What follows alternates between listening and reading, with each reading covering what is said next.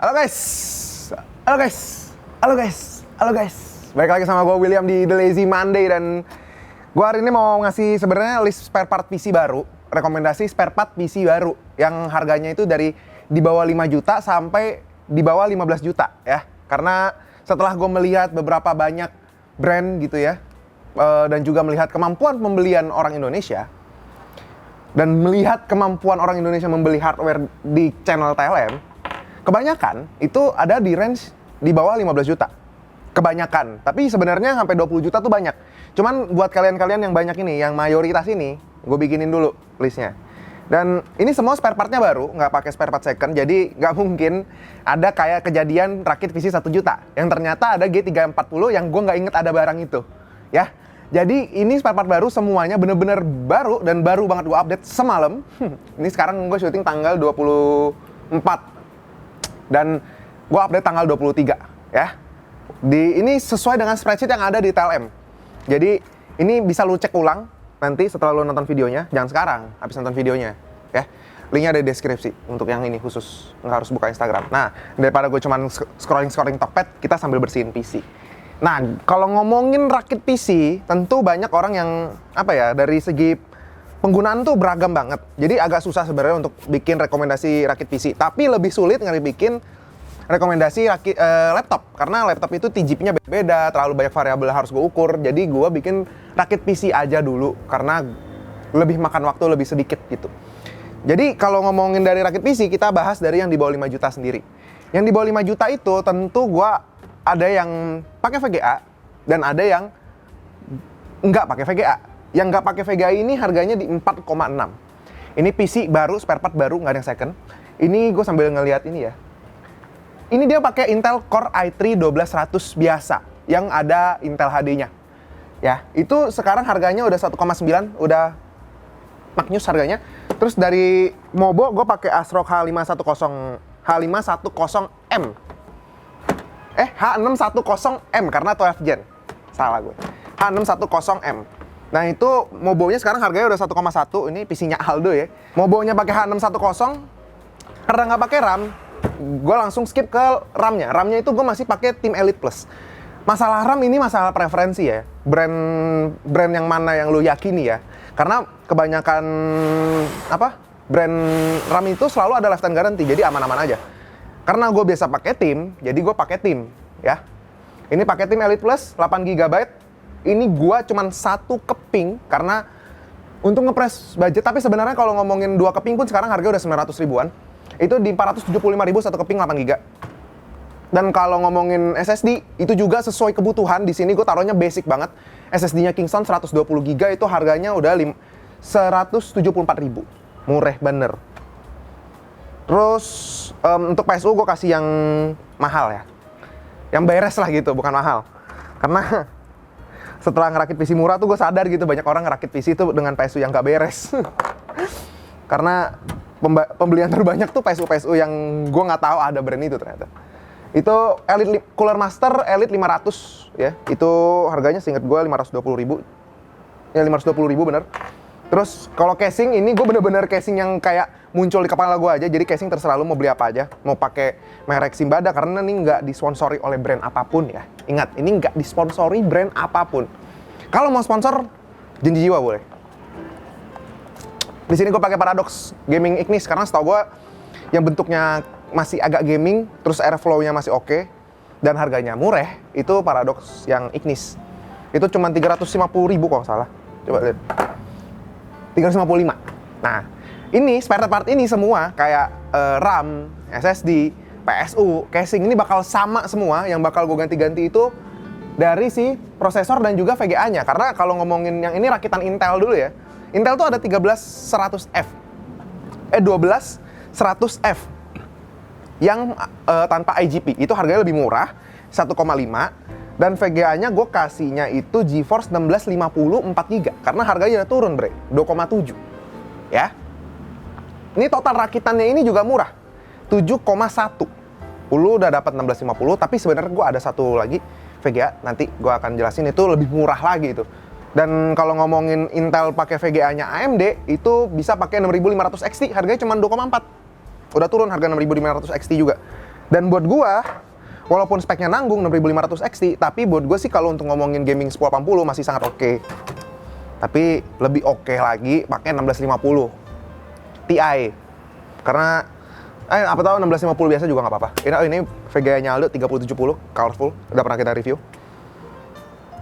Ini kita review pas lagi harga VGA mahal sekali. Ini waktu itu harganya 12 juta.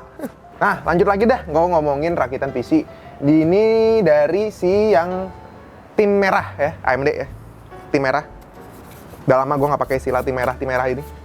Ini gue sebenarnya kalau di spreadsheet gue saranin kalau lu nggak pakai VGA alias mau pakai IGP, lu bisa beli prosesor copotan dari pre-built system. Prosesor copotan, jadi garansi bukan garansi resmi, garansi toko, ingat ya. Ini kalau rusak bukan tanggung jawab gue, karena gue hanya menjalankan tugas saya gitu, mencarikan sesuatu yang affordable dan recommended. Di sini gue pakai 4350G, Ryzen Pro 4350G, emang aneh terdengarnya. Ini Ryzen 3, dia udah pakai, seinget gue masih Vega, tapi ini yang apunya tuh lumayan kenceng, jadi sangat recommended karena gue udah coba kalau yang ini. Kalau pakai VGA, baik lagi tadi ada 1650 sama 6500. Karena untuk low end itu doang yang ada yang baru. Kalau lu mau 1050 harganya nggak worth it, gue nggak tahu kenapa 1050 harganya nggak turun-turun. Dan kalau lu ngomongin mau pakai last gen, gue nggak bisa menjamin barang itu beres. Karena banyak kasus last gen itu refurbish. Jadi dari barang-barang bekas mining itu di refurbish. Kalau ngomongin last gen, jadi gue nggak bisa yakin. Dan yang di sini semua rata-rata toko yang memang saya kenal. Nih kalau ngomongin AMD, kalau lu masih pakai VGA, ya lu pakai 3100 aja deh. Karena setelah gue ngecek, ngebandingin sama seri Ryzen 3 di seri 4300, saya ingat gue, apa 4100 ya, itu nggak worth it. Perbedaannya bener-bener dikit banget. Jadi mending lu ambil 3100 aja. Tapi mobonya lu bisa pakai yang agak mahalan kalau memang lu ada budget lebih. Ini kan di sini pasti gue pakai A320M yang ASRock yang HDV. Ini tuh harganya di harganya di 739.000 guys. A320 HDV. Tapi kalau memang lu ada budget lebih, gue nyaranin lu ngambil antara MSI yang MSI Mortar seingat gue namanya, atau ambil ASRock Sea Legend yang B450. Karena chipset 450 menurut gue itu sweet spot karena lu masih bisa pakai Ryzen 5000 walaupun lu nggak bisa pakai Gen 4-nya. Terus lanjut kita ke harga yang lebih agak masuk akal. Di angka 15. Sebenarnya di spreadsheet gue 15 sampai 20 juta. Tapi kebanyakan diokup karena waktu itu harga barang lagi mahal-mahalnya. Nah, sekarang pas gue udah bikin lagi spreadsheetnya, gue update di bawah 15 juta semua, Jack. Nih ya. Kita mulai dari si medium, ini bisa dibilang low to mid lah rakitannya, low to mid, kayak orang-orang yang baru mau upgrade gitulah, upgrade nanggung gitu. Ini kalau Intel dengan Nvidia, ini racikan Intel Nvidia ya, itu gue pakai i5 11400F karena performa single core-nya emang i5 seri 11 tuh lebih worth it karena harganya yang 12 gen itu masih sangat mahal. Tapi kalau emang lu mau beli yang lebih baru ya nggak masalah sebenarnya. Tapi buat gua agak masih mahal banget. Agak lompatannya terlalu jauh gitu karena bedanya tuh bisa 600.000 untuk prosesornya doang dan mobonya tuh bisa bedanya 300 sampai 400.000. Jadi lu nambah sejuta, buat gua kurang gimana gitu kalau untuk main game doang karena yang dibutuhkan performa single core juga. Terus ngomongin VGA-nya, gue pakai Zotac Gaming RTX 3060. Itu harganya udah murah. Belum murah banget tapi udah turun 6,250. Gue nggak tahu kenapa 3060 ini harganya stagnan ya. Masa harganya masih 6 juta gitu, aneh. Harusnya tuh udah sama gitu kayak RX 6600 gitu. Karena kalau lu pakai RX 6600 biasa non XT, XT itu harganya 5 jutaan. Tetap lebih murah dari 3060 biasa, tapi 6600 biasa harganya itu 3,7. Jadi sangat menarik harganya. Jadi kalau lu mau main 1080 atau 1440 medium tapi atau 1080 high, gue bisa rekomendasi lu ambil 6600 ya. Karena itu lebih dari cukup kalau buat main game sih buat gue. Karena 4K agak gimana gitu. Lu butuh lompatan teknologi yang jauh gitu dari monitor lu juga gitu. Nggak cuman si PC-nya doang. Terus lanjut ke mobonya, karena kita pakai i5 11400, mobonya gue pakai 510M. Karena gue nggak tahu kalau di mid-end itu, jujur aja gue nggak tahu user mid-end itu butuh fitur kayak apa di MOBO-nya. Tapi ya gue kasih yang sebenarnya basic-basic aja. Tapi kalau memang lo mau upgrade ya, balik lagi tadi lo bisa ambil yang di atasnya kayak seri di atasnya tuh apa ya kalau Astrok ya? Ini kan HDV, agak membingungkan nama-namanya Intel. Pokoknya adalah nanti dimasukin nama si Satya. Ntar gue kasih linknya. Kalau dia lupa ya udahlah, lo marahin dia, jangan tanya gue. Untuk RAM pakai balik lagi Team Force karena gue biasa pakai itu, jadi gue nggak tahu RAM lain kayak mana performanya, jadi gue nggak ada referensi. Sorry guys, bukan di endorse, tapi kebiasaan gue memang, jadi gue nggak ada referensi lain. Dari dulu saya pakai itu. Terus itu 2x8, Team Zeus 2x8, 16 GB berarti ya. Terus harga itu Rp1.015.000. Dan kalau ngomongin SSD, ini balik lagi preferensi karena gue mikir mid-end butuhnya minimal 512. Gue kasihnya Adata XPG. Adata XPG ini harganya Rp744.000. Itu dapat 512. Dan gue udah cek, ini speednya lumayan oke. Gentry lah, speed Gentry. Habis itu kalau ngomongin PSU, di sini gue pakai FSP karena CM lagi mahal harganya. Si Sonic masih nggak masuk akal harganya. Jadi yang masuk akal di sini cuman merek Antek sama merek si FSP ini. Karena gue nggak pernah pakai Antek, jadi gue pakai FSP karena komputer gue sekarang pakai FSP. FSP HV Pro ini yang 650 watt harganya Rp720.000. Tapi kalau lu bisa cari yang lebih murah ya tentu lu pasti pilih yang lebih murah ya. Tapi make sure tokonya beres karena beberapa ada yang questionable tokonya. Terus kalau ngomongin casing ya gue nggak tahu ini gue masukin ngasal ya Paradox Gaming Ivory karena bentuknya kayak apa? Macintosh, Mac Pro ya. Nah, bentuknya kayak Mac Pro, depannya ada lubang-lubangnya gitu, kocak deh. Gue masukin, makanya gue masukin itu doang. Biar lu pada tahu ada casing kocak itu. Hanya purpose-nya itu doang. Jadi kalau untuk casing lu cari sendiri, lu mau pakai yang murah juga nggak masalah sih. Karena di sini nggak terlalu demanding. Dan fun fact, PC gue sekarang pakai 3060. Dan gue mainnya di 1440. Dan gue masih sangat nyaman. Kalau lu mau pakai VGA-nya AMD, lu bisa pakai tadi gue bilang RX 6600. Itu murah banget, gue juga kaget kemarin gue ngeliat 3,7. Dan kalau ngomongin settingannya AMD yang medium, itu semuanya masih sama VGA, spare part semuanya masih sama, cuma beda di si MOBO sama prosesor. Prosesor gue pakai Ryzen 5 5600X, 5600 biasa, bukan yang X. Kalau lu bertanya kenapa gue pakai yang biasa nggak pakai yang X, karena ini rakitan untuk gaming. Kalau buat gaming 5600 biasa itu udah lebih dari cukup. Karena lu mainnya di 1080 atau 1440, jadi menurut gue nggak terlalu perlu banget untuk lu ngambil yang 5600X yang memang secara base clock lebih tinggi 200 MHz. Tapi nggak sebegitu signifikannya di in-game.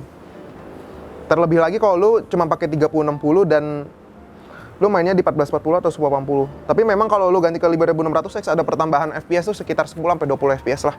Karena kan single core-nya pasti jauh lebih kenceng karena base clock-nya sendiri udah jauh lebih kenceng. Tapi kalau memang lu mau pakai 5600 biasa dan lu mau overclock jadi 600X, gue pernah coba itu. Gua pakai cooler stoknya Ryzen 7, itu Red Prism kalau nggak salah yang kotak. Terus gua setting mode high, selalu mode high, jadi agak berisik emang. Terus gue overclocknya di Ryzen Master. Walaupun nggak sama persis ya, kayak 600X ya. Nggak sestabil 600X, sekarang kan default ya 600X itu. Tapi seenggaknya bisa merasakan lah. Terus kalau ngomongin MOBO, standar gue pasti nyuruhnya kalau nggak Mortars ya Legend. Karena gue selalu pakainya itu. Kalau lu mau pakai punyanya Gigabyte, dia ada Elite Plus, inget gue namanya, atau Elite Gaming gitu. Itu harganya mirip-mirip semua, 1 komaan kalau yang untuk M-nya. Kalau yang versi ATX-nya itu di 1,8 semua rata-rata. Kecuali punya Gigabyte, seingat gue itu yang Elite Plus itu di angka 2 juta. Tapi memang fiturnya lebih banyak kalau yang si Gigabyte. Kita ke belakang. Sambil ngomongin si rakitan mid to high end. Mid to high. Jadi dari tengah-tengah mid atau high gitu ya. Nggak high end banget. Nggak mid end juga gitu. Ngerti kan lo ya maksudnya ya? Ini gue pakai si Core i5 11400F. Karena balik lagi kalau penggunaannya untuk gaming, gue mikirnya itu mid-nya ini untuk gaming ya. Ini mindset gue adalah gaming, bukan productivity. Jadi bisa tolong dipahami sekali lagi. Kalau untuk productivity tentu aja gue udah masukin Core i7 atau Core i9. Karena productivity ini ceilingnya tinggi banget, tergantung pendapatan lo ngukurnya. Bukan untuk pekerjaan apa, tapi tergantung pendapatan lo. Kan yang harus dihitung ROI dari alat yang lo beli. Jadi kalau balik lagi, pertanyaan lebih spesifik bisa DM gue langsung karena nggak bisa gue compile jadi video sendiri kan. Di sini gue masih pakai Core i5 11400F. Tapi VGA-nya gue ganti ke 3070 yang 8 GB 3070 biasa, bukan yang Ti ya. 3070 biasa itu harganya sekarang 8.7990. Itu dapatnya yang punyanya Manly. Manly walaupun lu emang jarang terdengar di sini karena memang nggak resmi, itu dimasukin sama distributor di sini ya. Jadi nggak ada representatifnya. Itu sama kayak dulu Colorful lah. Nah, balik lagi. Itu tadi semua masih sama, PSU masih 650 watt, masih sangat-sangat cukup karena gue udah pernah coba tes sampai 3070 Ti itu masih sangat-sangat mumpuni. 650 walaupun kalau 650 itu kalau lu pasangin 3070 Ti dan dia ngebus, memang dia jarang ngebus jadinya karena agak mentok. Kalau lu mau aman 700 watt. Tapi ini karena 3070 biasa gue masih kasih yang 650 watt karena overheadnya dari FSP ini bisa sampai 700 watt. Karena ya PSU lumayan bagus, memang selalu ada overhead. Jadi jaga-jaga kalau memang VGA lu random mendadak naik, spiking gitu ya, dia masih bisa nahan sukanya. Untuk RAM, casing semua masih sama. Tapi gue bisa rekomendasiin kalau memang lu punya budget sekitar sejutaan, untuk casing gue bisa rekomendasi lu pakai Paradox. Apa ya punya gue ya? Jadi bentuk desainnya tuh kayak casingnya Lianli. Dan airflow-nya salah satu yang paling bagus menurut gue, karena gue colokin 3080 masih nggak panas 3080 gue. Airflow-nya nggak bikin sesek. Jadi gue bisa rekomendasi itu. Lu bisa lihat dari tokonya FHC itu atau di Paradox ya, lu bisa cari. Untuk VGA-nya tadi kan gue udah sebutin yang 3070 ya kalau untuk si Nvidia ya. Kalau untuk mid-end-nya, dan kalau untuk VGA-nya AMD mid-end-nya lo bisa ambil 6700 XT. Karena 6700 XT itu harganya cuma 6,6. Nggak masuk akal emang. 67 XT. Gaming di 1440. Harganya cuma 6,6. Dan dia itu VRAM-nya seingat gue udah 12 GB. Jadi cukup kepake lah untuk game-game yang lu mau main 4K gitu masih bisa. Di beberapa title.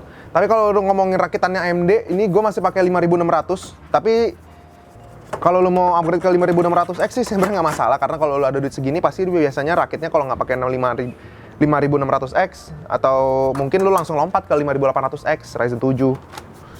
Sebenarnya itu udah nggak masalah kalau udah harga segini mah, nggak terlalu ini preferensinya. Cuman kalau memang yang budgetnya ngepas banget, lu bisa ngikutin dari listnya gua. Dan mobonya sekali lagi, lu bisa pakai Steel Legend, lu bisa pakai Mortar, lu bisa pakainya Elite-nya punya Gigabyte, itu banyak. Dan kalau di mid end tuh ada TUF, kalau punyanya Asus, ada TUF Gaming. Tapi memang TUF Gaming itu lumayan murah tapi juga high end di saat yang sama karena fitur-fiturnya banyak, kayak ada WiFi segala macem yang buat dia jauh lebih mahal ya. Nah, ini PC juga udah mau bersih ya. List gue juga udah mau selesai. Dan kalau ngomongin rakitannya AMD sendiri, gue mungkin bisa ngasih tips dikit. Kalau untuk yang programmer, tadi gue bilang prosesornya yang kencang. Kalau untuk gamer tentu VGA nomor 1. Abis itu cari prosesor yang single core-nya tuh kencang, karena masih banyak game itu dibangun di atas single core ya. Dan kalau ngomongin si desainer gitu ya, yang penting tuh sebenarnya desainer tuh prosesor sama layar mereka tuh. Dan kalau ngomongin video editor semuanya harus kencang. Jadi kasihan emang video editor. Dan gue udah pernah bikin kalau ngomongin tips and trick rakit PC itu ada di TikToknya Telem, ada di Reels juga. Kalau TikToknya Telem tuh The Lazy Shorts. Pemilihan nama yang aneh emang, agak susah nyarinya. Emang aneh anak sosmed kita tuh. Antik anak sosmed kita. Tapi yang pasti kalau ngomongin tips-tips PC kebanyakan memang ada di TikTok karena lebih cepet ngerjainnya daripada di sini, di YouTube. Karena kadang panjang, gue bingung mau ngisinya apa, makanya ini gue sambil beresin PC. Tapi kalau emang lu suka melihat saya membersihkan PC anak kantor, karena emang anak kantor semuanya PC-nya gue yang beresin, gue yang maintain. Jadi next-nya lu mau list apa, lu bisa komen di bawah. Dan kalau memang ada spare part yang kayaknya kelewatan gitu sama gue, lu bisa komen juga di bawah. Ini PC udah mau kelar, tinggal sedikit retouch dan tutup casing selesai ya. Udah sih segitu aja.